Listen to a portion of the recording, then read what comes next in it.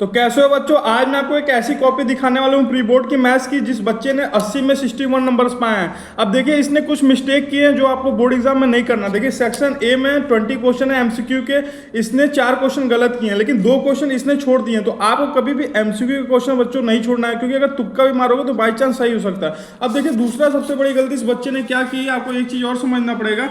देखिए आप एक चीज आपको हमेशा नोटिस करना है। देखिए इस जो 16 नंबर वाला क्वेश्चन है इसमें डायरेक्ट मीडियन लिख दिया है, ऑप्शन लिखा ही नहीं है। तो आपको ये गलती बिल्कुल नहीं करनी है बच्चों, ऑप्शन के साथ साथ आंसर भी लिखना है। क्योंकि देखो क्या होता है, अब ये बच्चे ने देखो ये लिखा है, यहाँ पे ए लिखा है कि सी लिखा, समझ में नहीं आता है। तो टीचर को आसानी देने के लिए आपको ऑप्शन के साथ साथ आंसर भी लिख दो, क्योंकि जल्दीबाजी में कभी कभी क्या होता है कि ऑप्शन जो ए और सी होता है आप ऐसा लिखते हो कि समझ में नहीं आता कि ए लिखे हो कि सी लिखे हो, इसीलिए उसके साथ साथ आप आंसर भी लिख दोगे तो टीचर के लिए आराम रहेगा। और कोशिश करो बच्चों थोड़ा नीट एंड क्लीन कॉपी लिखने की कोशिश किया करो। इस बच्चे ने देखो कितना गंदे तरीके से लिखा, बस थोड़ी सी इसकी हैंडराइटिंग समझ में आ रही है, वरना इसकी कॉपी चेक करने में मुझे काफ़ी प्रॉब्लम हुई है।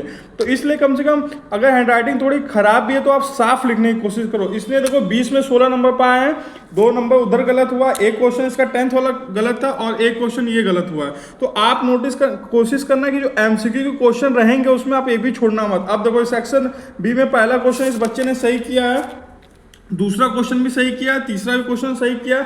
इसने स्टेप के साथ पूरे आंसर को एक्सप्लेन किया, ये इसकी काफ़ी अच्छी बात रही है, तभी इसको इतना अच्छे मार्क्स मिले।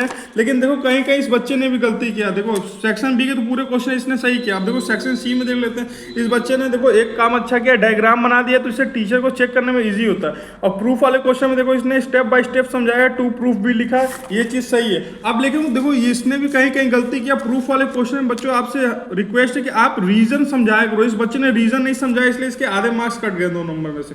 1.5 नंबर मिले और 1.5 नंबर इसको नहीं मिले। तो आपको ये गलती नहीं करना। देखो नंबर बहुत ज्यादा कटते हैं अगर आपने रीजन नहीं समझाया, तो इसलिए रीजन समझाने की कोशिश करना। जो भी प्रूफ वाले क्वेश्चन रहेंगे सीधे सीधे इसके 1.5 नंबर मार्क्स यहाँ पे कटे हैं, तो ये गलती नहीं करना। आप देखो इस क्वेश्चन में इसने अच्छे से इस क्वेश्चन को सॉल्व किया तो पूरे 3 नंबर मिले। तो ये चीज आपको हमेशा ध्यान रखना है बच्चों। अब देखो एक चीज और आपको मैं बता दूं, जैसे कोई भी क्वेश्चन रहे उसको थोड़े पे अगर क्वेश्चन नहीं भी आ रहा तो उसको क्वेश्चन लिख के भी छोड़ दोगे तो कुछ चांस रहेगा। अब देखो इस क्वेश्चन में इसको हाफ मार्क्स इसलिए बस मिले क्योंकि क्वेश्चन है उसका ही कुछ पार्ट इस बच्चे ने उतार दिया कॉपी में। तो आपको जो क्वेश्चन ना है कोशिश क्या करो, थोड़ा सा दिमाग लगा के कुछ ना कुछ उस पर लिख दिया करो। अब ये देखो इस क्वेश्चन को बच्चे ने काफी अच्छे सॉल्व किया, इसलिए इसमें पूरा में पूरा मिला है। और ऐसे ही इसने काफ़ी अच्छे कॉपी तो बहुत अच्छे से लिखा, बस इसकी हैंडराइटिंग थोड़ी खराब थी, इसलिए इस कॉपी चेक करने में काफ़ी दिक्कत हुई। ये क्वेश्चन पूरा सही किया तो 3 मार्क्स मिल गए। ये भी क्वेश्चन बच्चे ने सही किया है, तो कॉपी इसकी काफ़ी अच्छी, लेकिन कहीं कहीं इसने गलती की। अब देखो ये भी क्वेश्चन सही किया तो पूरे 5 मार्क्स मिले हैं। अभी इस क्वेश्चन में देखो बच्चे ने प्रूफिंग नहीं किया, तो प्रूफ नहीं किया इसलिए 2.5 मार्क्स इसके इस क्वेश्चन में कट गए। बाकी डायग्राम बना के थोड़ा बहुत अपने हिसाब से इसने समझा दिया है। अब देखो इस क्वेश्चन में डायग्राम बनाया, कुछ लिखा ही नहीं है और अपने हिसाब से उतना सही से क्वेश्चन सॉल्व नहीं किया, इसलिए इसमें इसको मार्क्स नहीं मिले। तो आपको इन पॉइंट को ध्यान देना, अच्छे से सॉल्व करने की कोशिश करो। अब इसमें देखो इस बच्चे ने सॉल्यूशन नहीं किया, बस फॉर्मेट बना के छोड़ दिया, इसलिए इसमें भी इसका नंबर कटे हैं।